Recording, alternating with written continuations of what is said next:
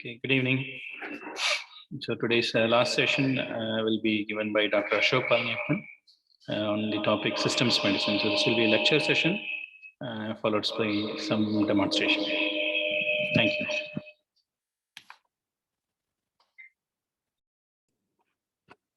Thank you, Dr. Venkat. Good afternoon, everyone. The topic for the last session today is systems medicine. So I hope you've got a good introduction to networks through today, starting from the morning lecture on networks. So I hope you're able to appreciate the notion of a network and how it can aid a better understanding of biology.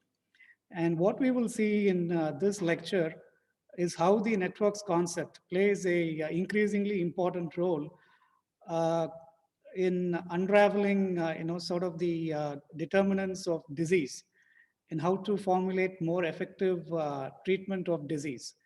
Okay, how do we get a better understanding of disease? Okay, so we have lived with diseases since ever since, isn't it? Okay, and we still don't have effective treatments for many diseases, and we don't have a complete understanding of diseases that have been with us for like millennia, like cancer, which is still such a scourge. So there is something that is, that was lacking in our knowledge. Okay, and with the advent of the systems approach and their applications to biology, an important gap in our knowledge is being filled up. And we are able to see that it's not just single molecules and single genes and single proteins that are giving rise to all these pathologies and pathophenotypes, but it's actually a set of interacting players that are working together, working in some pathway, and basically the pathway goes out of gear, and then we have a disease manifestation. So we're not able to exactly pinpoint which is the player that has gone wrong, but what we are able to see is that some pathway has gone wrong, and the pathology results. So this seems like a very, a good rationalization of what is really happening. And in order to arrive at this rationalization took us a very long while. And it's truly the network approach to biology that has facilitated this understanding, that it is not just the single genes that we need to be worried about, when we look at a disease, but rather what is the network context of the gene? What are its interacting players? What is its regulatory network? Okay, and any part that goes wrong in this network can affect this particular gene, can in fact affect the pathway outcome itself.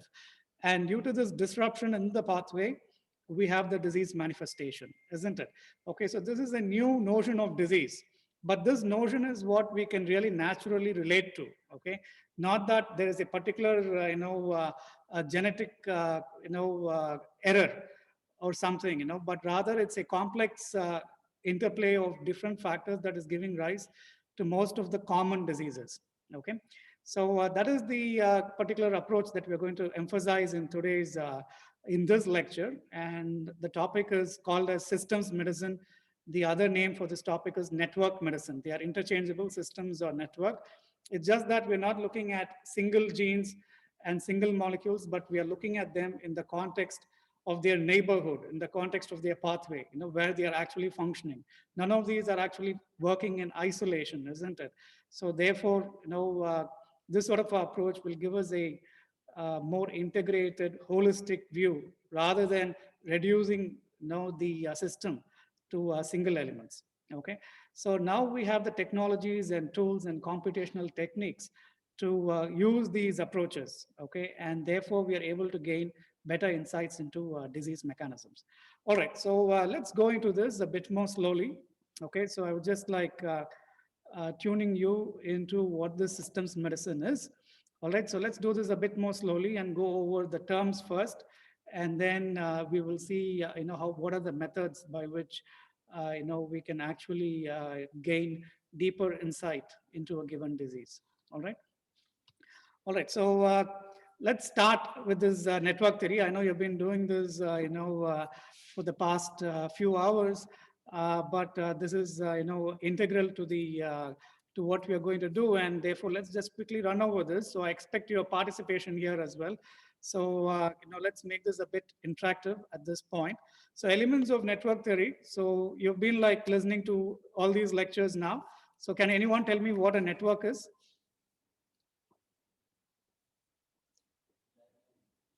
Can just unmute yourself and can you let me know can you tell us what a network is? Can you define a network? It is showing the connection and relationship between different elements or nodes.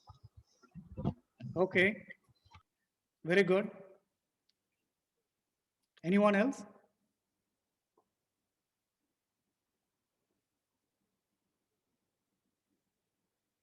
So all of you Sir, a accept group of system interconnected with each other through vertices, nodes, edges. through edges. Okay, okay, excellent. All right, so the first one of you, introduced this term nodes. The second of you introduced this term edges. Okay, so nodes and edges. So this is essentially what a network is. It is just a set of nodes and edges. Okay, so if you give a set of nodes and a set of edges, which are pairwise relations on these nodes, which tell which node is connected to which other node, then you have a network. Okay, whatever may be the size of the set of nodes, whatever may be the size of the set of edges, it may be just one edge and 10 nodes, or it may be like a fully connected network, okay, with 50 edges maybe. Whatever it is, if you have a set of nodes and edges, and these edges are pairwise relations on the nodes, we have a network. So the most general definition of a network is just a set of nodes and edges. Okay, so just keep that in mind. So this network, so this is the network abstraction. That is, we are trying to model something as nodes and edges. So nodes are the players. Edges define some sort of a relationship between the nodes, between a pair of nodes. Okay, so it's a set of nodes and edges define some relationships between the nodes. All right, so that's a network. Can anyone tell me what a degree distribution is? Or what the degree of a node is?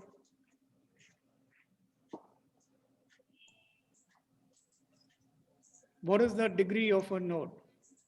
Number of nodes connected to each total number of edges connected to each nodes. Okay. It's a degree. Good. Okay, so the degree of a node is the number of edges it has. Okay, so if we find out the degree of every node and we just list out these degrees, it is called a degree distribution. All right, and this degree distribution will tell us a few things about the network, and you're going to hear more about this tomorrow. So based on the degree distribution, you can say whether the network is scale free or not and all that. Okay, so a degree of a node is just the number of edges, is just the number of edges for a given node. Okay, and the graph can be directed or undirected. So if it's a directed graph, then we can make a distinction between incoming degree and outgoing degree. Okay, so that is the in degree and out degree. So the in degree is the number of incoming edges and the out degree is the number of outgoing edges. All right, so we can make a distinction if it's a directed graph. All right, so that's the degree distribution. And can anyone tell me what a hub is? Have you heard about a hub so far in networks?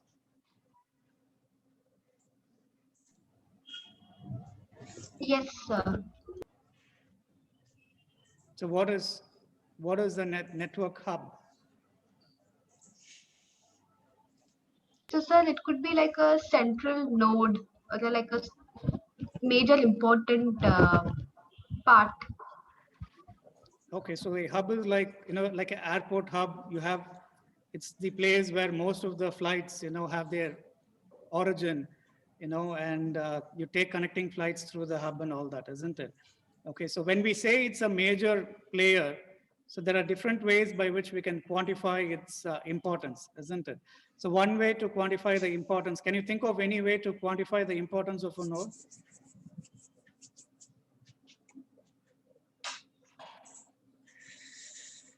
A simple way to say whether a node is a hub or not is to look at its degree, isn't it? If the degree is large, then it has a lot of edges. That means it's very well connected with the network. If the degree, on the other hand, is like, less relative to other nodes, then maybe it is not a hub. So one way to find out whether it is a central gene or not, whether it's a hub gene or not, is to look at its degree. There are many other ways. Okay, so these are generally known as centrality measures. Okay, so there are many different centrality measures which will tell us whether a gene is a hub or not. Okay, so knowing whether a gene is a hub or not, we'll see is very important when we come to this analysis of biological networks. Okay, so hubs are a very important concept. And then motifs. We've heard about this term motif in relation to sequence, in relation to structure. Can anyone tell me what a motif means?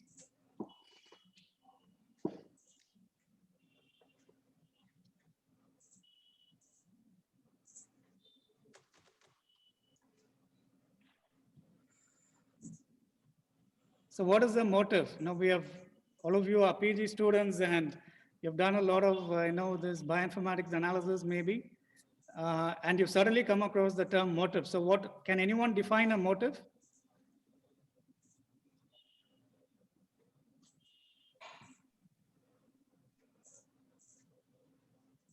So motifs are small regions in a sequence, whether it is protein or nucleotide. It's a protein. In a protein sequence, it's the small regions having three-dimensional structure. But there may be many small regions that have the, what is characteristic about the motif? Why would one small region be a motif and another region not be a motif? So, because of the repetition. Okay. All right. So a motif seems to occur many times. Okay. So that's some sort of a observation. Okay. All right. So anyone else?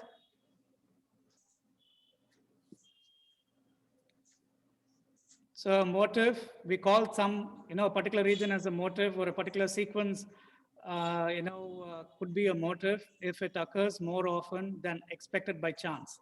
Okay. So by chance, we have a probability for what we will see. Number of times we will see a particular sequence, but if the particular, stretch occurs more often, or the particular structural, structure occurs more often than expected by chance, then it's called a motif. That means it has been evolutionarily selected.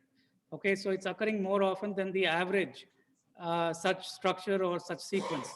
So that becomes a motif. So similarly in networks, you have the network structure, and if a network substructure occurs more often than expected by chance, then that particular substructure becomes a motif for the network. Okay, so how you analyze sequences, how you analyze structures, the same techniques, the same terminology, isn't it? It's going to have a analog even in network theory. Okay, and we can have motifs, network motifs. Just like we have sequence motifs and structure motifs, we have network motifs. So these are basically network substructures that occur more often than expected by chance. All right. Okay, then we can have modules and clusters. Okay, so we have this motif, which is a very small subnetwork. But if we expand this motif and we get a slightly bigger part, okay, and something like a module, okay, so that's called a network module. It's like a network subnetwork, that is associated with a certain functional trait. Okay, so we have a network and we can cluster the network. Okay, and when we do that, we can, sort of get different subnetworks in the network. Okay, and therefore, if you're recreating or reconstructing a network, we can break it down to different clusters. Okay, so again, so these are all like concepts that are associated with networks. Okay, and these are the concepts that will help us when we want to use this technique to understand diseases better and develop more effective medicines. Okay, motifs and then modules and clusters. Okay, so module clusters, these are interchangeable. All right, and then shortest paths. Okay, so what do we mean by shortest path? So we have a network. It consists of nodes and edges. And if you want to travel from one node to the other, there are many different paths by which you can reach the other node. isn't it? Okay. So this goes back to the origins of network or graph theory. Okay.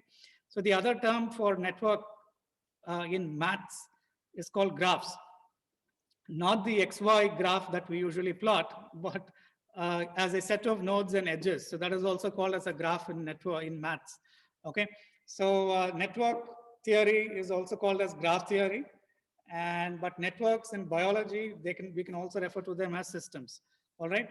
So when we talk about shortest paths, isn't it? So it goes back to the origins of graph theory, like when Euler, the great mathematician, isn't it? Okay, who lived in the 18th century, he basically is like the one who founded this graph theory. And what he did is, the citizens of his area, used to take a short walk every evening, around the town. And this town was actually, connected with a few other islands by bridges. And there were 7 bridges that the citizens can cross and visit all the places and come back to their homes. And there was a problem that the citizens, wanted to visit each of the bridges once and then come back to their home, also visiting all of the places just once. And they wanted to know if they can do this without crossing a bridge 2 times. Just going over the bridge once and then be able to do the entire walk. Is it possible to do that or not? Okay. And they posed this question to Euler. Euler thought about this question and then began to represent the places by nodes and the bridges by edges. And then he began to solve the problem using this node and edge representation. And he came up with the solution that no such walk is possible. Okay. And this is called the 7 bridges of Königsberg problem. And that is really like the founding problem in graph theory. Okay. And so he was like, he came up with this abstraction in the solution of the problem. But this abstraction proved to be very useful and led to an entire field called graph theory.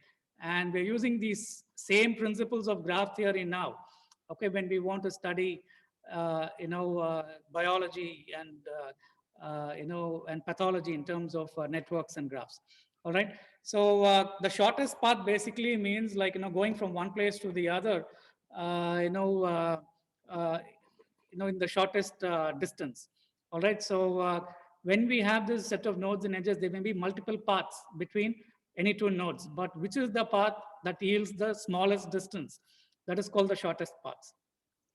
And one assumption we make in biology is whenever we have these 2 players and that are connected by many different paths, they usually communicate with each other using the shortest path. So that is some sort of working assumption that we use in biology. All right, so these are the working vocabulary for network theory that will be useful to us today as we start with this, systems medicine. All right. So biological networks, I'm sure in the last lecture you heard a full, run through of the many different biological networks. We have a regulatory network. Can anyone tell me what a regulatory network means?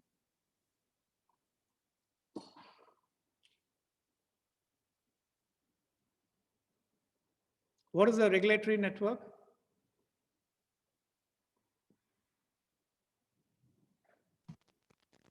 Systems that networks that show how a particular thing is regulated. Regulated, how can it be regulated? What are the ways by which it can be regulated? Gene regulatory network, maybe either activation or inhibition. Like Okay. there is a feedback system as well. If a particular concentration is high, that can inhibit the other. Right. Okay. So that is like, we have these enzymes and, these metabolic pathways where you can have these control of the metabolic pathway. So that is one sort of a network. In general, when we speak about regulatory networks, usually we mean genetic regulatory networks. Okay. All of these are regulatory networks. You're very right. And genetic regulatory networks basically relate to, how transcription factors activate or repress other genes, isn't it? So the transcription factor is coded by 1 gene. So these 2 genes, if the transcription factor of the gene regulates a few other genes, either activates or represses them, then we can put an edge between these 2 genes. Okay. So, and then if you just make a network out of this, it becomes a regulatory network. So that's basically the network of transcription factors. All right. All right, and then we have RNA networks. And how do we actually create this RNA network? We have these non-coding RNA, which have some functional roles. And these are, again, areas of great interest today. And we have these microRNAs, and which were one of the first these functional non-coding RNAs to be found, isn't it? Okay, and now today we have long non-coding RNA, piRNA, all sorts of RNA, non-coding short and long RNAs that we have. Now these RNA basically interact with some other genes, or they interact with some proteins, or they interact with other mRNA of genes, and basically introduce another complex layer of regulation. Okay, so based on the targets of these RNA, we can again create a network. Okay, so if one RNA is regulating another, like mRNA, okay, then you put a edge between these two players, and then likewise, if you create a network, it becomes a RNA network. All right, and then protein-protein interaction networks, which are one of the most easily recognizable networks that we have in biology. So two proteins, this is the undirected network. One protein interacts with another protein. There's no direction to it. And this is like commonly seen in signal transduction pathways, isn't it? In signaling pathways, okay? So, we just take all of these proteins and they interact with each other. We put an edge between them. And in the end, what we get is called a protein-protein interaction network. Such interaction networks are also called as interactomes, okay? Interactomes, okay? That is, it is a ohm of all the interactions, okay? So this ohm is a general 21st century term, or sort of the systems term that begins to indicate that we have a comprehensive collection of a certain type of information. Okay, so interactome refers to an interaction network. Okay, all right, and then we have again the metabolic network. As you rightly said, now we can have these enzymes that are linked with each other based on whether the product catalyzed by one enzyme becomes the substrate for the next enzyme. And then we have an enzyme metabolic network. Similarly, we can have a substrate metabolic network, based on, whether one substrate is connected with another substrate by an enzyme or not. One enzyme converts the one substrate to another, to the next in the sequence. And of course, they can also be like modulated by metabolites and inhibitors and all these things, which sort of provide a systems control on the dynamics of the metabolic networks. So I must mention here that when we look at biology in terms of these networks, there is one important thing to keep in mind, that these networks are static networks. That is, these are network structures that say that this gene interacts with this gene, or this protein interacts with this protein. And there's no information about what is the strength of the interaction, or what is the rate at which one substrate is converted to another substrate, and all this. Okay, some of those information may be encoded on the edges, but in general, the dynamics of the network is absent during these discussions. Okay, and now that is an active area of research where we want to combine the static representation of networks with the dynamics of the network as well. Now that really goes into the frontiers of research.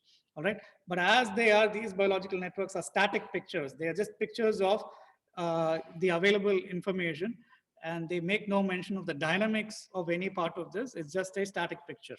All right, so what I'm going to do now is just go over these organizing principles of system medicine, and we'll come back to these organizing principles towards the end.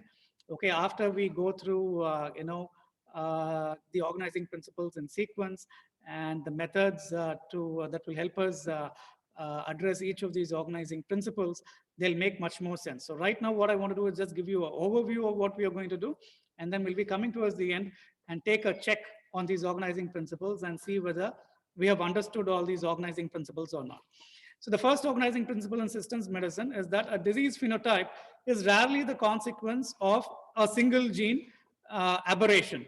Okay, it's not due to some error or mistake in the functioning of a single gene.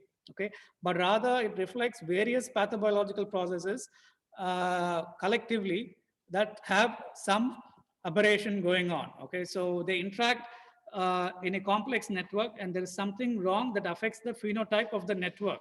It is not just about the single gene alone. So this is the new understanding that we have of a disease. Okay, and this seems like a much more natural definition of a disease. All right. So next is like using network-based approaches. They have these biological and clinical applications from the identification of disease genes to better drug targets. Okay. And we will see how network approaches will help us identify better disease genes. Okay. So we'll be looking at all this. And then essential genes tend to be associated with hubs. And then disease genes tend to segregate at the network's functional periphery. So this is a principle that has emerged from the study of many disease networks. And what they have found is certain genes that are called as essential genes will come shortly to the idea why some genes are essential and what we mean by essential genes. And it has been found, though, that in a network representation, essential genes tend to coincide with the hubs, whereas the disease genes, a bit counterintuitively, tend to segregate at the periphery. Okay, and we'll see this in detail as well. The next organizing principle is that the disease genes also tend to interact with each other, thus forming modules. Okay, so we just saw that we have these hub genes, and then at a higher level of organization, we have the motifs and the modules. And in fact, it seems that the disease genes, usually are seen together, okay, in a sort of association, okay, and they tend to form these modules, okay, and when they form these modules, we can just call these modules as disease modules. It's like an entire module that is responsible for the disease phenotype. So we have moved from the point where we said that a gene, okay, is the causative factor for the disease.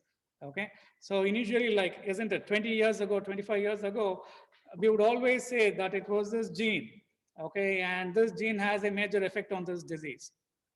So fast forward to today, what we really say is that, this gene is just one player in this network of interacting elements in this pathway, okay, and this gene could have gone wrong, or any other player in this network could have gone wrong. All of these affect the network function, okay, and this network forms a disease module, and any changes, okay, in the genotype, anything, that can affect the resulting phenotype of this network is going to have an impact, okay, on what the disease condition that results, okay. So that's going to result in a disease, okay. So any of the changes in any of these nodes could result in the same disease, okay, and could also contribute to variations in the disease. All right. So this is the new understanding that we have, okay. And I mean, like, given that we have at least 25,000 genes in the human genome, okay, and so it would really be, sort of a stretch to say that one gene or two genes are responsible for a complex disorder like diabetes or hypertension or cardiomyopathy, isn't it? So these are all clearly very complex conditions. And now it begins to make sense that it's not just these one gene. We have discovered these one gene due to some certain experiments and the design of the experiment. But if this gene, we took the entire neighborhood context of this gene, and we were to identify other players in the neighborhood context, and if we were to do the experiment on these genes in the neighborhood, we would again find that these neighborhood genes also are yielding the same disease phenotype. Okay, and that seems to be a rational, sort of a view we can adopt, and that view has been justified, and these views, can be, sort of scientifically pursued in this network paradigm. All right. So next, like, once we are, sort of convinced that there can be disease modules, then what we want to do is we want to find the dependencies between these pathophenotypes. And we know that, the disease modules may overlap between different diseases. Therefore, some diseases may share the same symptoms. And this again accords with everyday experience. We know that headache, for example, or fever accompanies many different conditions. Okay, so it's not like fever is the disease by itself. So fever accompanies many different conditions. Now, why is that? So that is because all these different diseases, they share some common module, and this module that is disturbed in all the diseases is causing fever. Okay, so there is a dependency between the different pathophenotypes, and this can yield something known as a disease zone. So again, a ohm, and this is the ohm of diseases. So what do we mean by ohm of diseases? It's a network of diseases where diseases are linked with each other. That is, diseases are the nodes, and two diseases are linked with each other if they share some common genes, if they share some modules. So therefore, they share some symptoms, for example. So that's the sort of, so now again, from one sort of a a valid impact of network theory, we are just taking it forward and applying it at all levels of scientific endeavor. Okay, and now we are at a point where we study diseases as interlinked. Okay, and diseases, we call this as one disease and call that as another disease, but the truth is both these diseases have many symptoms and underlying pathology in common. Okay, so we'll see what are some of the sort of advantages of this approach as well. All right, uh, one thing is it clarifies our understanding of the science. Okay, and from this clarification of the understanding, what is the outcome? There are a lot of applications as well. And so having a true understanding will also automatically, naturally lead to applications, and that is what we are seeing. And okay, all right. So when we find that the diseases are linked at the molecular level, we see that there is a comorbidity between the diseases. That is, if you have hypertension, in due course, you may have a concurrent comorbid heart condition, cardiomyopathy, isn't it? Okay, and if you have diabetes, it seems like your risk for COVID-19 infection is also higher. Okay, so there is always, some comorbidity that is associated. That is, having one disease increases the disposition or risk that you'll have another disease. Okay, so why is there such a comorbidity, isn't it? We have only seen statistical associations between diseases. We did not know why there was this association. Okay, and now we know that significant statistical associations result because diseases share some common nodes in their disease networks, in their disease modules. Okay, and since these nodes are common, since these modules are common, the same symptoms appear in multiple diseases, and also make it more likely that if you have one condition, you may also get another condition. Okay, if you don't treat the one condition, isn't it? So, all right, so that is about comorbidity of diseases. And then finally, this also has implications for drug design. Okay, that is, how do we design better drugs, isn't it? So using a network approach, since we do not know exactly what is the genetic player that is causing the change in the phenotype, isn't it? So it could be anyone in the network that is giving rise to the aberration. So it's not a particular protein that we must try to treat, but it's the network dysfunction that has to be treated. Therefore, when we shift the drug discovery paradigm to treating the network dysfunction rather than a single gene dysfunction, it's an entire shift in the mindset, isn't it? Okay, so this is giving rise to new principles in drug design, and it has given rise to this field called network pharmacology. Okay, and disease classification as well. So what we call as health, what we call as disease. When do you say health becomes a disease? And what is the distinction between different diseases? When you think about it, okay, the more you think about it, the more you will be convinced that all these boundaries are fluid boundaries. Okay, they're all fluid boundaries, and we have to apply these interdisciplinary scientific principles and gain deeper insight into their true nature. All right, so these are the organizing principles. Now we'll again revisit these organizing principles at the end and see how if they make better sense or not. Okay, all right, so let's go into these principles in greater detail. Okay, so disease and essential genes. Okay, so can anyone tell me, what a essential gene means to you?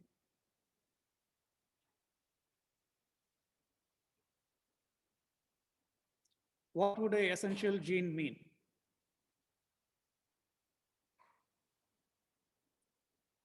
Anyone?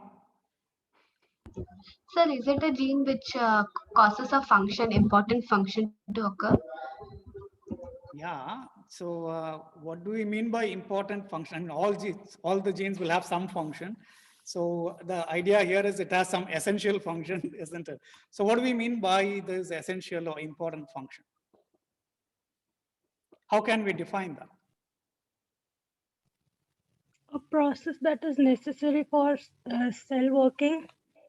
Cell working, okay. Yeah, all right. Anyone else? Process that is necessary for cell working. Anyone else? But essential, so what is a stronger word to use? Now, is it just cell working? So metabolism. Cell metabolism, okay. Anything else? It is involved in numerous processes. Numerous processes, okay, good. Anything else? Which helps in maintaining homeostasis. Okay. Homeostasis, good. Anything else? It plays a multiple roles. Multiple roles. All right, okay. So it's a process that is necessary for, basically, you've said multiple roles, numerous processes, homeostasis, metabolism. So basically, what really comes out of this is that it must be something that is necessary for the survival, okay? Something that is necessary for the survival of the cell, all right? So without this gene, the cell doesn't survive, okay? So knocking this gene out would be lethal to the cell. Then you can say it's an essential gene. So in fact, that is the technical meaning as well. And a essential gene is that, okay, which is without which there would be embryonic lethality, okay? So we talk about this as a in utero essential gene, okay? In utero essential gene. So what we mean by that is that without this gene, if we say some gene is essential, that means that without that gene, what we see is embryonic lethality. That is, the embryo doesn't survive.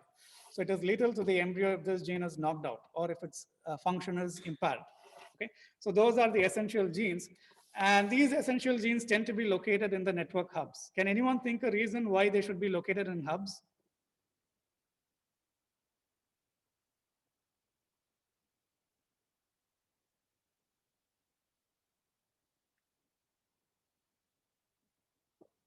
Why do these essential genes tend to favor network hubs? So suppose you were to draw this network of these genes and then locate the essential genes, we would find more often than not that they are sitting at the hubs of the network. So why do you think that is the case?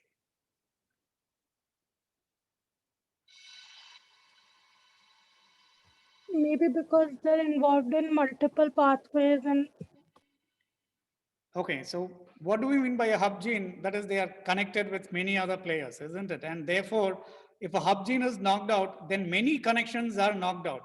And at least some of these connections have severe effects and which could result in embryonic lethality.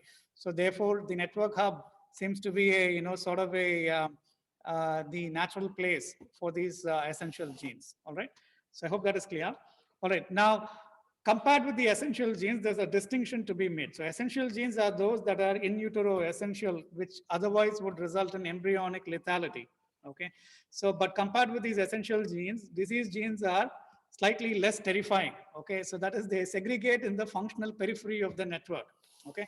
So these are more like, they're not in the hubs, because if it's a hub gene, it becomes an essential gene and that becomes a really serious disease condition, okay, and which needs to be immediately treated, okay? And the sort of diseases we are looking at, these are the complex diseases for which most of these genes are located in the functional periphery of the network. Something is happening in the periphery, which is easier to happen than to happen in the hub. It's more easy to impair the function of a gene at the periphery than a hub gene, because the hub gene has mechanisms to protect its function, isn't it? Okay, probably there's some redundancy there.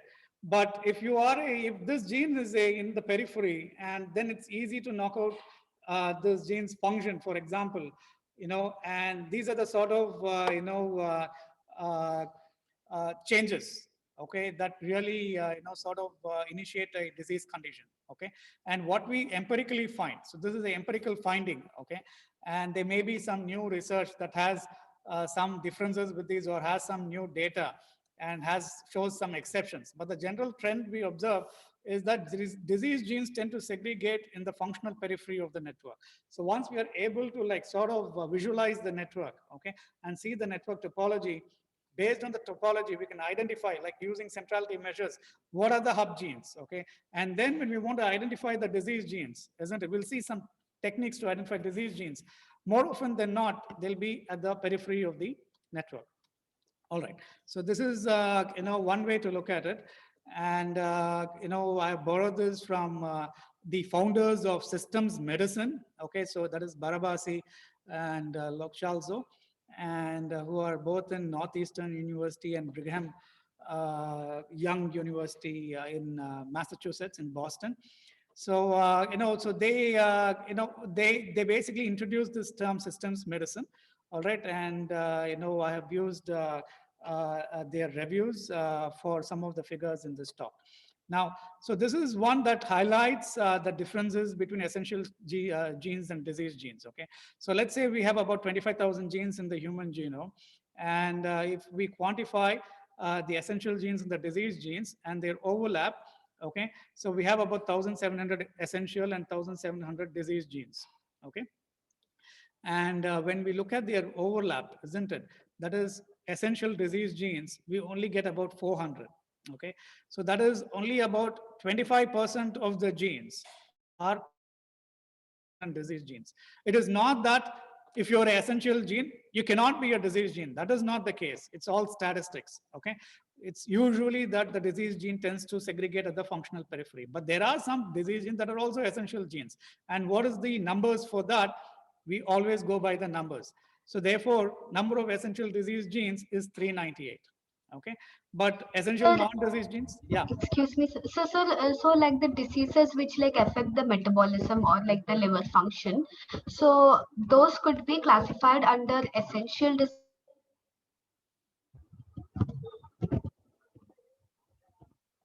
I'm not able to hear you. I think your voice broke in the middle, but I think you're asking whether metabolic genes could be classified as essential or disease genes, is it? No, sir. Actually, what I meant was, say, suppose there is a gene which is affecting the liver function. So those would be coming under essential disease genes, right? Okay, so that's a good question. Excellent question. So it's affecting the metabolic, the liver function, and therefore it is a disease gene, certainly. Okay, it fits the definition of a disease gene. But does it fit the definition of an essential gene? We do not know. Okay, so on a gene, Sir, on a gene by gene basis, to be an essential gene, it has to be embryonically lethal. Sir, but like another question, sir, follow up. So it's like, say suppose like the Gilbert syndrome is there. So that actually causes the person to have a higher concentration of bilirubin always, like constantly. So, but that is not a harmful thing. Like it is like, it is kind of genetic. So how, like, what is your comment on this, sir? Yeah, so those are sort of what we can call as Mendelian disorders, which are single gene disorders that have an inheritance pattern as well. So that's an excellent question too. Again, so, so this network view, the systems view is usually applied to these complex diseases.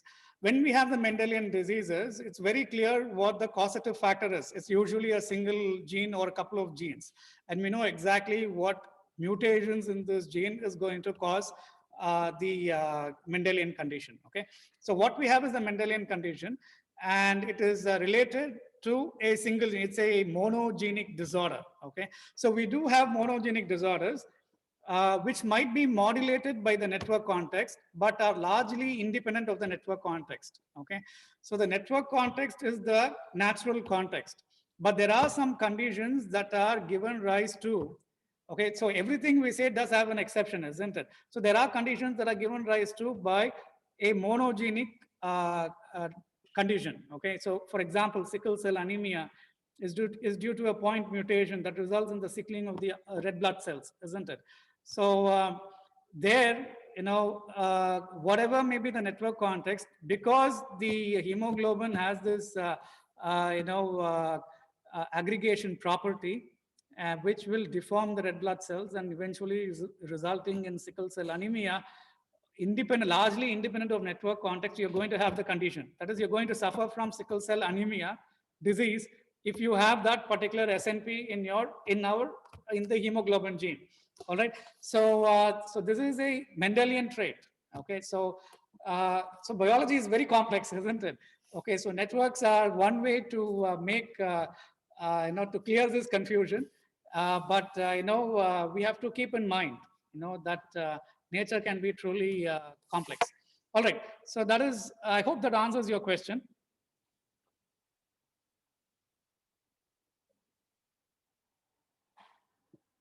Okay. All right. So that is about, the second visualization here is that, let's say, this is a particular network, isn't it? And this network is like engaged in some process.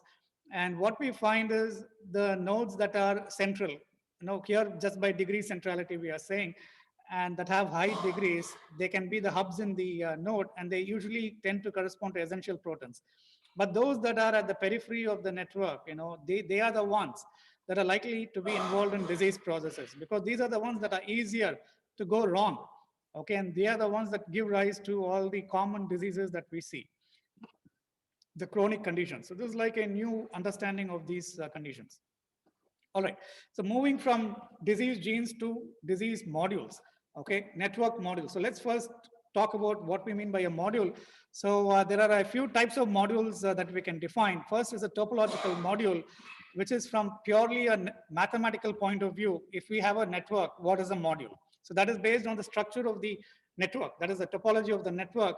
And wherever we find a locally dense neighborhood, we can say it is a module. Okay, and within the module, we find that the nodes of the module have a higher tendency to interact with each other than with nodes that are outside. So that becomes a contained module. Okay, and it's a pure network property.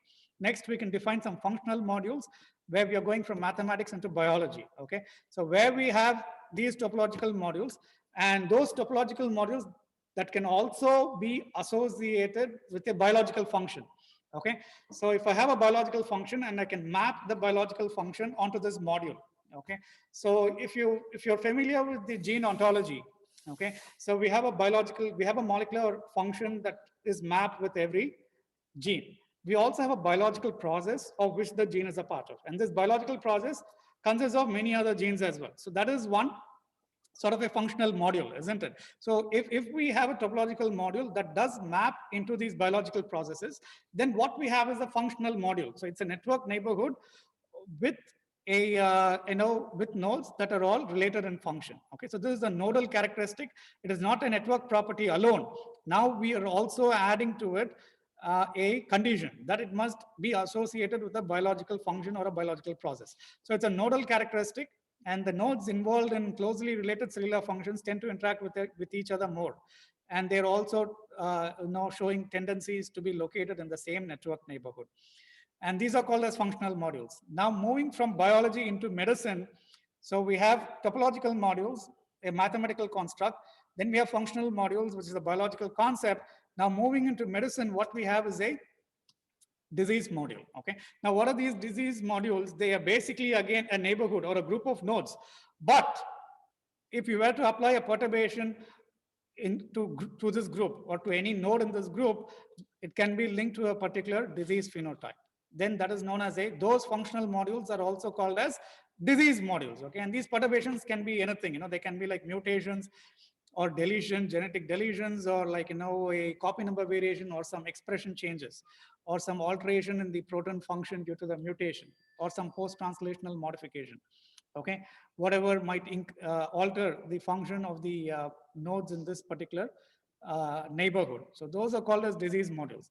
Now, what are these? So this is a graphical view of the same. So if you had this network from a purely graph theoretic point of view, this becomes a topological module. And then what is the part of this module that can map into a biological function? It may not correlate exactly with the topological module, but for the same network, this may be the functional module. Now, even given this functional module might not correspond exactly with the disease module, because to correspond with the disease module, some perturbation to the nodes should yield a particular disease phenotype, and that may result in this being the disease module. Okay, those in orange color here. All right, so this is a topological module that is marked here, and for the same network, this is the functional module, and for the same network, this may be the disease module. All right, and all the genes in the disease module basically are disease genes. All right, so all right, so functional modules have to overlap with these topological modules. So now we see a new concept of a disease that emerges from these different notions of a module. So what is the disease? Now we can say a disease in a network term. Okay, that is, a disease can be defined in terms of a disease module. That is a in terms of a functional module. If there is a breakdown in the function, then it's going to yield a disease phenotype. So any breakdown in functional modules which corresponds with a disease module, okay, they are basically the diseases that we are familiar with. So a disease can be viewed as the breakdown as a functional module. Okay, and this is a new understanding that we have from a network perspective. All right.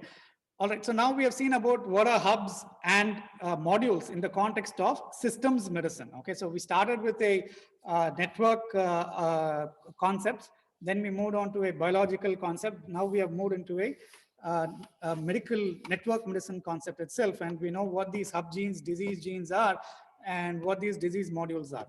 Now that the concepts are clear, let us see how we can actually detect disease genes.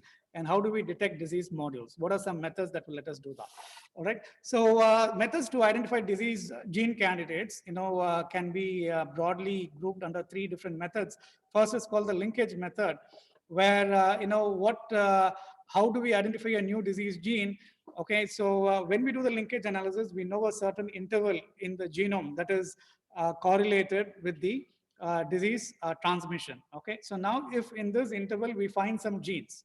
Okay, and if these genes also happen to interact with known disease-associated proteins, then we can apply the network concept, and these are in the interacting network and in the same linkage interval of the disease. So maybe these are also disease candidates.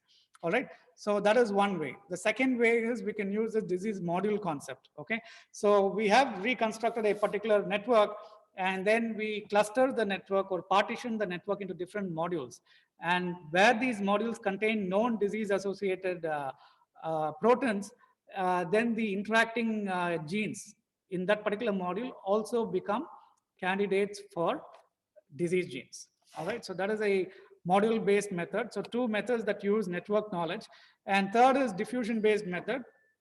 Again, we start with a set of few genes that we already know to be associated with the disease, and then we reconstruct the network. And then what we do is we use a this sort of a random walk theory, okay, which is a mathematical simulation principle, where we have a walker that randomly chooses, that starts from some node randomly and chooses to visit other nodes in the network with a certain probability. We assign a probability to visiting all the other nodes, and then it samples all the nodes in the network for a certain length of time, for a length of simulation time. At the end of it, we know how many times it has visited each node. Now, based on, if it were to start at the disease nodes, known disease nodes, then we really find what is the other nodes in the network that have close affinities with the disease node. So that is called a diffusion-based method.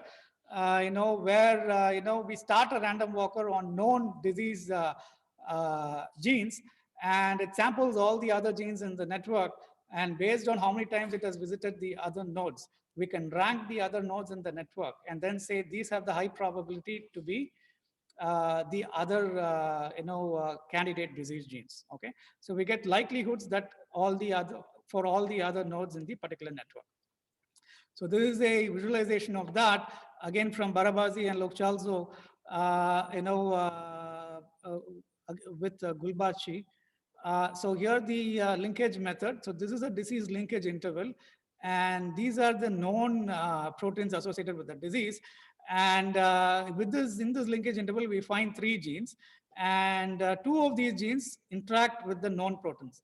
One gene has no known protein-protein interaction with a known disease protein gene. All right, so we can say P1 and Pn now are good disease gene candidates. Similarly, here we have identified a disease module. We'll see how to identify disease modules separately shortly. All right. So once you've identified a disease module, and it's known that the blue ones are the disease-associated proteins, and what are the other genes that are talking with these disease-associated proteins in the disease module, those are the candidate proteins. So now we can really expand our, sort of a set of targets for the given disease condition. Okay. So in addition to yielding some insights into the physiology of this condition, what we also have is some new biomarker or new target for the particular condition. All right. And this is again a diffusion-based method.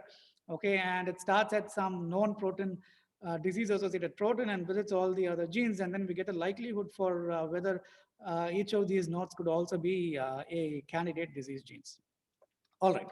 Now coming to disease modules. Now, how do we identify, what are the methods for disease modules? So we have seen how to identify disease genes, a few methods. Now, how do we identify disease modules?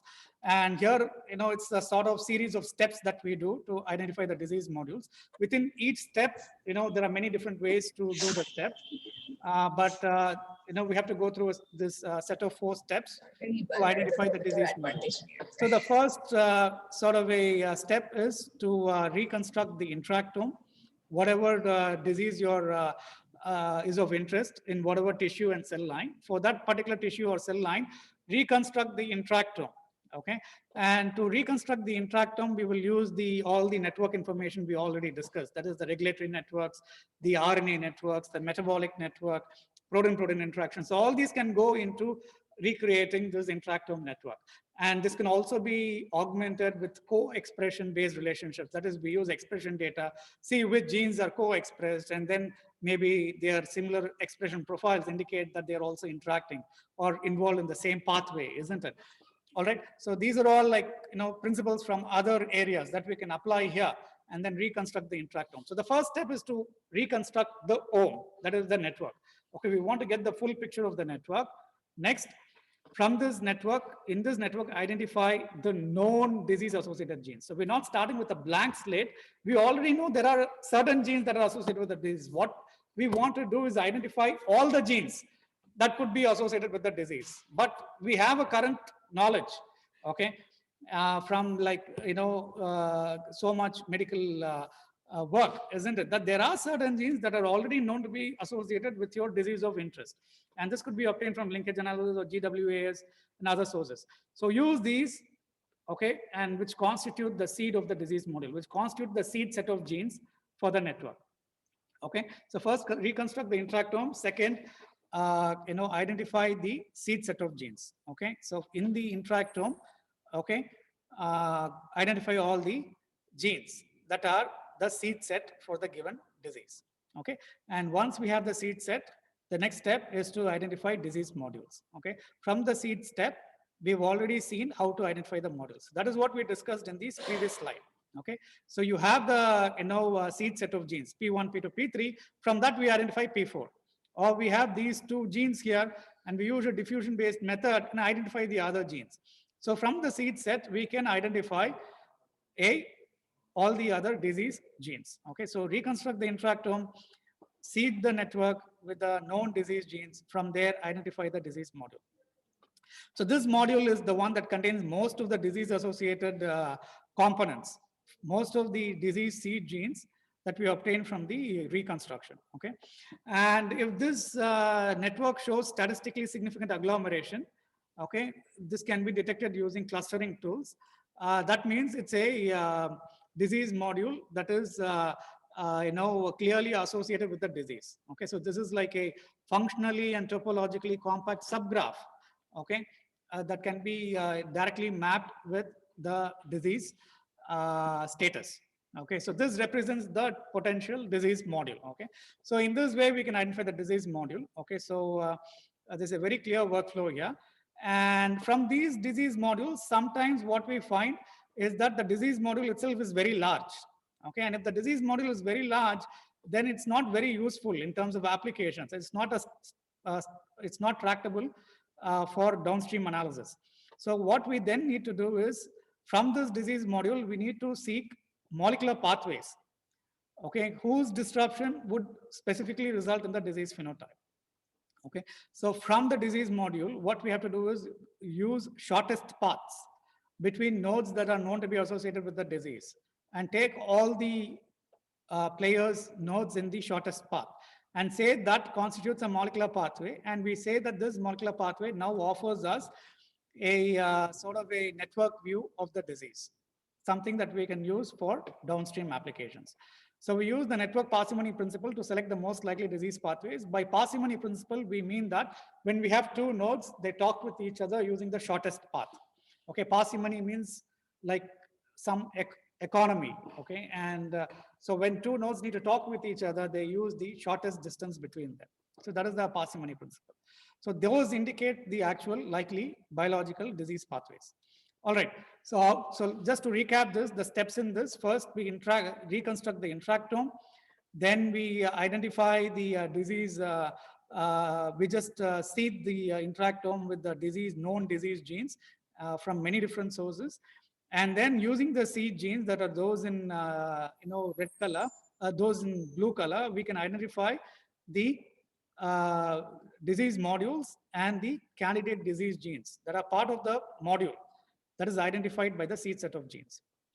And if this is one module, we can break it down into these two subnetworks as well. And you see that there are some overlapping proteins as well, but these could be the pathways. If the disease module is too large, we can break it down into separate pathways in this manner, and then begin to target one of these pathways for the downstream applications. Okay, so these are the pathways, and we can validate whatever we have identified here. So these are all like computational analysis and omic data analysis. From this, we again have to validate it, and we can do this using multiple techniques. All right. Okay. So now, I hope this has given you a very nice overview of, the why we have to use a network approach, isn't it? What is indispensable about the network approach? I mean, if you don't use the network approach, what sort of information we won't be able to gain about a disease? Okay. So the network approach, let's say, is like essential to a deeper understanding of diseases. Because it is true that genes and proteins and all the biomolecules are working in a context, are working in a neighborhood, isn't it? And therefore, any disturbance and aberration that we see, does not stem, exclusively from a single gene, but it could be a neighborhood effect or a context effect, isn't it? And it could be, shortly, in other words, it could be a network effect. So we have to use this network approach. And, I hope this has given you a very nice overview. So that is the crux of the talk, okay? And what I want to do now is, so once, we use this network approach, and then we can identify candidate disease genes, we can identify disease modules that actually tell us exactly what is going on in the disease. Then what we can do is we can go and examine comorbidity between diseases. Okay, so this was a separate study that was carried out, and what they did is they took all the diseases that were known, and then diseases were the nodes, and they joined two diseases with each other if they shared some nodes. Okay, so the disease itself can be given as a disease module, and let's take two disease conditions here, and one is breast cancer and the other is bone and cartilage cancer. Both are cancers, and if you see the disease module for the breast cancer shares the couple of genes with the disease module for the bone and cartilage cancer. So therefore, these two diseases will be linked. So that is how we define an edge. So the nodes are all the diseases. An edge represents a linkage between two diseases if they share some common genes in their disease module. In this way, an entire research study was done, and what they did is they obtained the network of all diseases. They obtained a mapping of the universe of diseases, that afflict human, isn't it? Okay, so which is a very fascinating study, and this was, goes back to 2007. Okay, so 2005 was the time when this notion of systems medicine was introduced, and we had the human disease network. Okay, and so this is the disease network, and we see a cluster here of green color, and most of these are cancers, different cancers. Okay, And you see something here. You have, this one is diabetes, and you see it's the size of the circle, tells us how many other diseases it is connected to. And you have diabetes, which is a visible circle, and then you have some hypertension here, and then you have cardiomyopathy somewhere here. All right, so this is a very interesting study, and those of you who are interested in knowing about, what are the what could be a taxonomy of diseases. So this is the network taxonomy of diseases. All right. Okay. So, that really, and there are many more directions in which we can go applying this network idea, to many different sorts of data and coming up with our own networks and analyzing these networks using known tools like centrality analysis and cluster analysis, and interpreting the results of these different analysis, which can yield insights and really advance, our sort of efforts to treat a lot of disease conditions. All right. So what are the hypotheses? So towards the end, what I want to do is again run over the hypothesis. Now that we have gone over this sort of introduction to network medicine, there are some assumptions we have been using throughout. And now what I want to do is spell out what these assumptions are, that have been implicit in our discussion. So one is hubs. So there exist some hubs, and these hubs usually tend to be in utero essential genes, whereas disease genes tend to avoid hubs. Okay. So with respect to networks and their hubs, network medicine tells us that disease genes tend to avoid hubs. They only tend to avoid, but there are quite a few disease genes that are also hub genes. All right. Okay, next is the local hypothesis. That is, the proteins involved in the same disease tend to interact with each other, and that is, they are in a network neighborhood. Okay, and the corollary of the hypothesis is that mutations in these interacting proteins usually lead to the similar disease phenotypes because they are affecting the pathway, and the pathway has a certain biological function, and it is that biological function that is affected. Due to that disturbance in the biological function, the phenotype is usually going to be similar. Okay, so even though the causes are different, okay, the disease phenotype is similar, and this is the key point we have to pay attention to. All right. Next is the disease module hypothesis. That is what we say is that the cellular components associated with the disease phenotype show a tendency to cluster in the same network neighborhood. Okay, so this network concept that we have been using is what facilitates, okay, to identify these disease modules. Next is the parsimony principle, where we assume that the causal molecular pathways usually coincide with the shortest molecular paths between the nodes that are disease associated genes. All right. And finally, the last hypothesis that is implicitly assumed in our discussions is the shared components hypothesis. That is, diseases that share certain components show phenotypic similarity and may also be comorbid. Okay, so that is known as the shared components. That is the disease zone that we see here. So where two different conditions share a few genes, and therefore they show some similarities. Both of these are cancers, and there is a set of hallmarks for all cancers, and that is exhibited by all the cancers. That may be one of the reasons why we find some of these players, in any cancer condition, tend to overlap with each other. All right. Okay. So this is some new research, just to sort of bring our discussions up to date. So this was just published, I think, in 2020, less than a year ago, and here you see that this network approach is now recast into a neural network. I'm sure all of you have seen a neural network. So there are some input layer, output layers, and there are some hidden layers here. And this entire network discussion we've been having about genes that lead to pathways that lead to diseases can be given this sort of a neural network architecture itself. And there was a study that tried to cast the genes as the input layers and disease as the output layers, mediated by the biological pathways in the hidden layer, and they were very successful. Okay, and you can look up this reference for more details on that. And finally, I want to touch upon what the situation that is leading us, led us to this virtual workshop as well. That is the COVID-19 pandemic, and we were to apply this network approaches, and what is the how do we do that, and what is the sort of the outcome of that, and what are the uses of that, and is it helping us or not? So those approaches, generally come to be called as systems pharmacology. So one is medicine, And pharmacology is a subset of medicine, where what we are interested in is the discovery of new drugs and the action of the drugs, okay, towards the treatment of the disease. So this sort of a systems medicine is more specifically called as systems pharmacology. And here what we see in A is the pathogenesis of the SARS-CoV-2 virus, the coronavirus, new coronavirus 2. And then in order to obtain the disease module, okay, for the SARS-CoV-2, what we do is we take the proteins in the SARS-CoV-2 and identify the human target genes and the target proteins from the transcriptome and proteome, human transcriptome and proteome, as well as the, and then we use the interactome information and expand the network, okay? So we have to generate the host target network from the COVID-2 proteins. And once this network, this interactome is reconstructed, and it can be validated with the COVID-19 registry, this becomes the COVID-19 network. Now what we can do is use this COVID-19 network and compare it with the known networks for the other diseases. Already I told you that there's been a study that mapped all the diseases together, and therefore we know for every disease what the disease module is.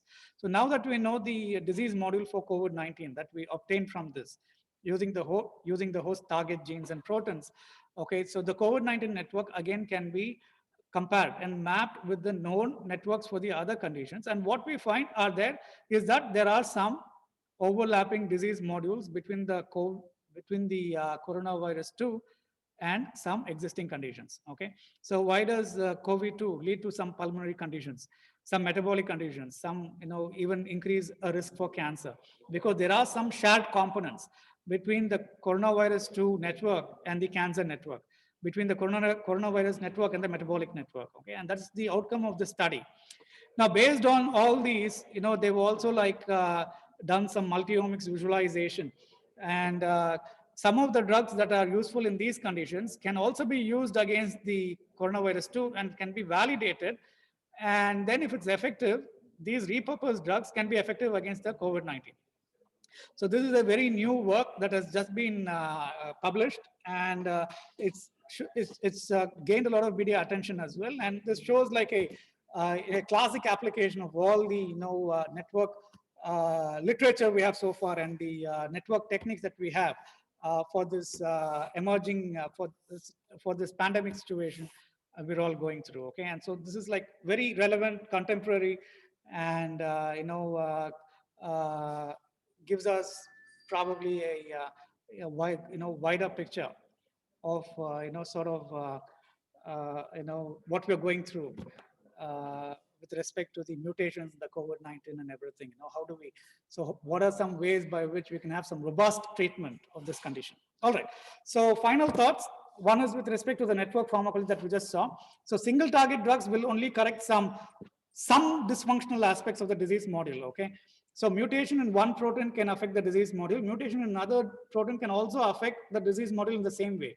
If we are treating the mutation in only one of the proteins, then the other protein, if it's mutated, it is untreated, isn't it? So therefore, single target drugs may correct some aspects, but not all aspects. Clearly, what we need is a polypharmacology. Okay.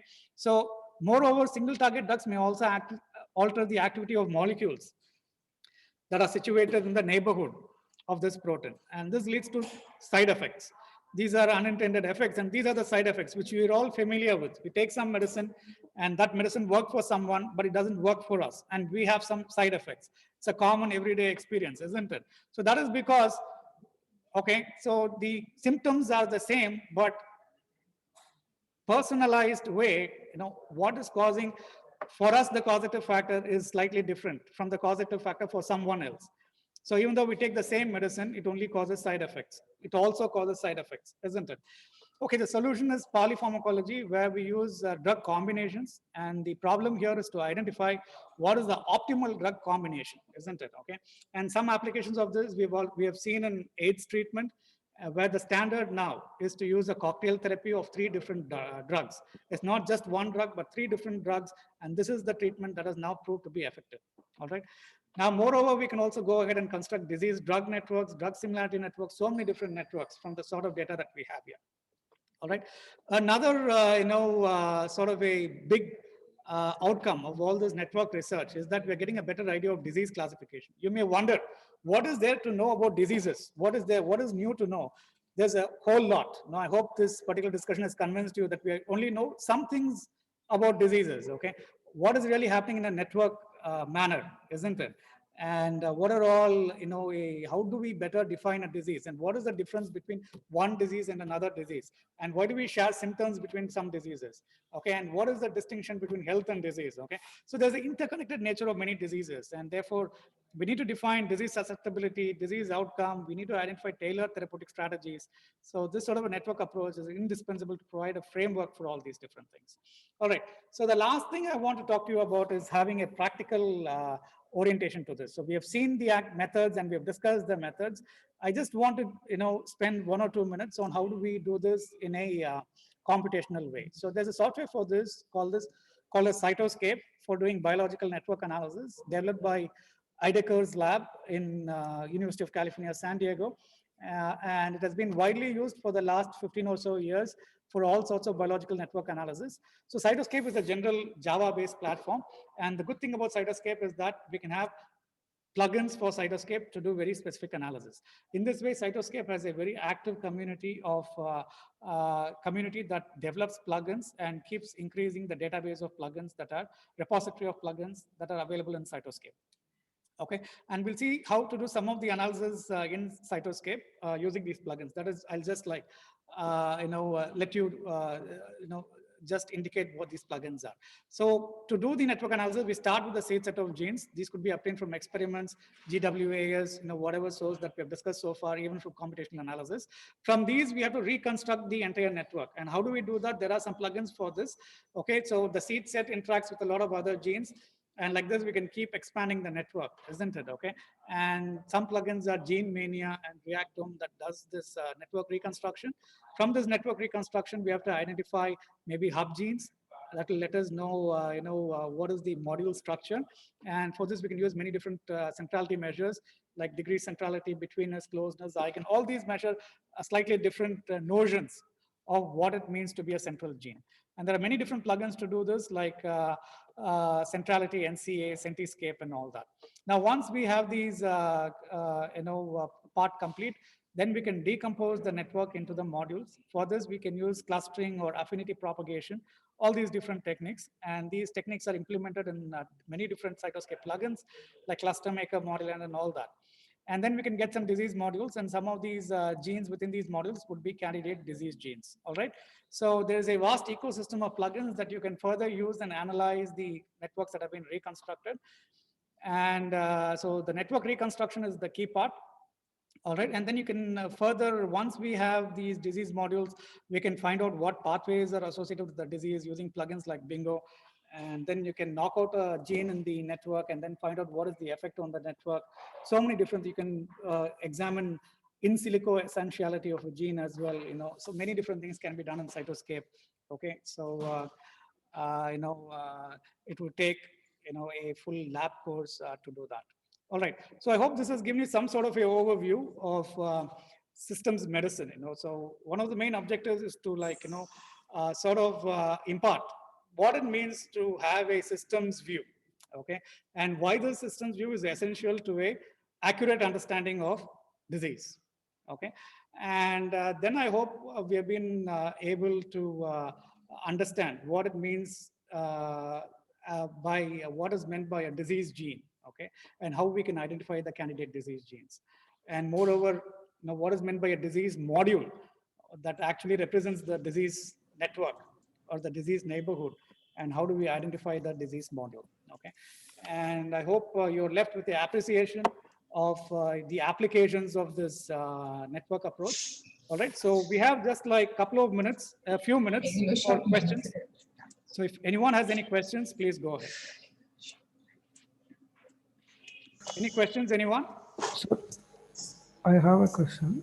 Yes. So out of curiosity, I wanted to know whether the concept of network can be mapped to study the allosteric within a protein. Absolutely. Okay. So what it's an excellent question. Thanks for asking that. Okay, so this is just a, the question that you asked basically leads to another application of networks. Okay, see, the only limitation is imagination. Where can we apply this network concept? Okay, we have seen networks in the context of regulatory networks and the interaction networks and metabolic networks. But then let's think about the residues in a protein. Okay, and we have let's say we have all these many residues in the protein, and then what we have is one residue, contacts another residue if they are Yes. close enough to each other. So now what we say is we say that two residues are connected with each other. Okay, Yeah. that is they share an edge if their distance is less than some certain Cut off. threshold. Cut off. Okay, so if at least one atom of this residue is within this threshold of at least one atom of that residue, we say that two residues are linked. Now, in this way, you can generate a residue interaction network. Okay, and these are called RINs, residue interaction networks. And then once you create this network, you can do a structural analysis of this network. Okay, and then if you have some allosteric in the protein, isn't it? There is a part of this network that is involved in the allosteric. So go ahead, apply these network techniques we just talked about, and I'm sure you can study the allosteric. Okay, so actually I was looking for a methodology it was out of curiosity. I wanted to know whether it is possible, because here the genes are, we do even, you say that there is even possibility to study we can do a gene knockout and study the effect.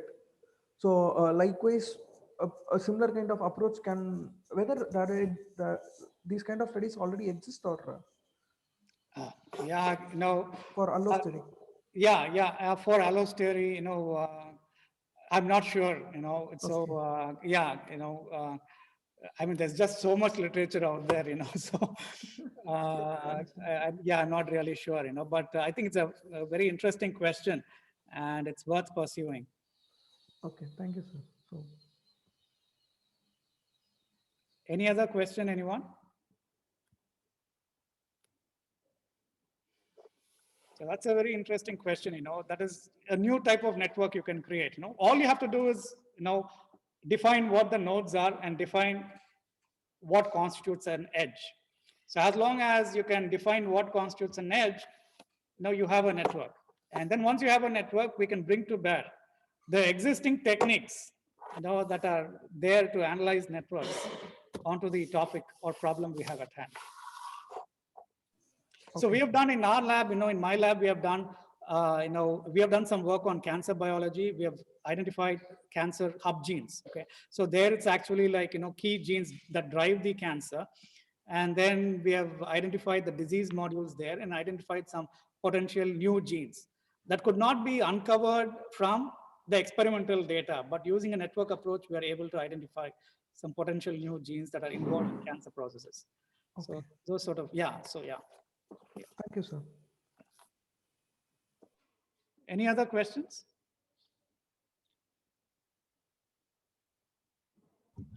Sir, about the cancer biology study which you just mentioned right now, so is there a literature which we can actually peruse for our own curiosity? Yeah, there's, I mean, a lot of the computational cancer studies use network methods. The one we have done is a publication in PLOS One, and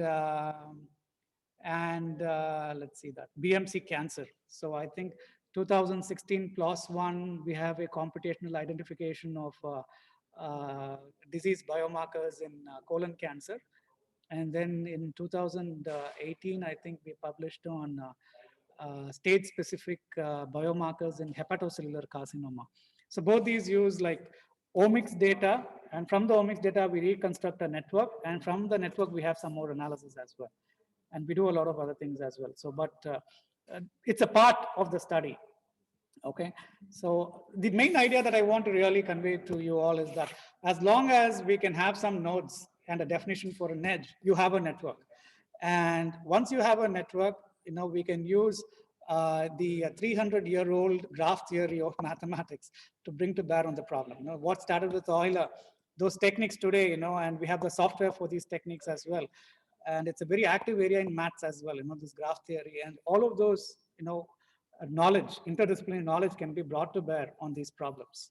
and the field just like, grows. And most of the people who advance the field are in fact physicists. Barabasi, whom I mentioned as one of the founders of the system, that is who initiated this concept of systems medicine. Now he is a physicist too. So.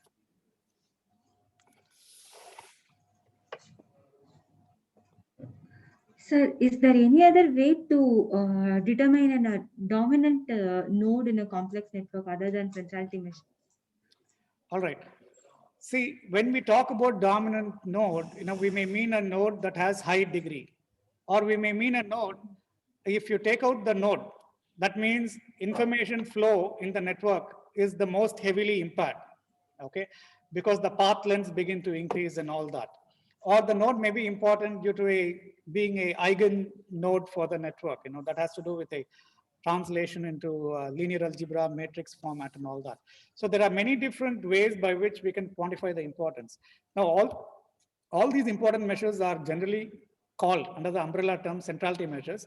And there are many different centrality measures. Okay, I just told you like 3 or 4, but there are some 30 to 50. If you look in this plugin called Centiscape, it has a catalog of all these centrality measures. And there are some like, 30 or 40 centrality measures it implements. And I'm sure one of the measures would correspond with the idea that you have. You have some idea, some notion of what is a dominant node. I'm sure that idea is represented in one of these centrality measures. There are just so many of these. There is like eccentric centrality, stress centrality, MCC centrality. I don't know. Lot of different centralities are there. And whatever definition you may have for your dominant node, that becomes another centrality measure. Basically, if it's not there already, then it becomes a new centrality measure. Again, it's called as a centrality measure though.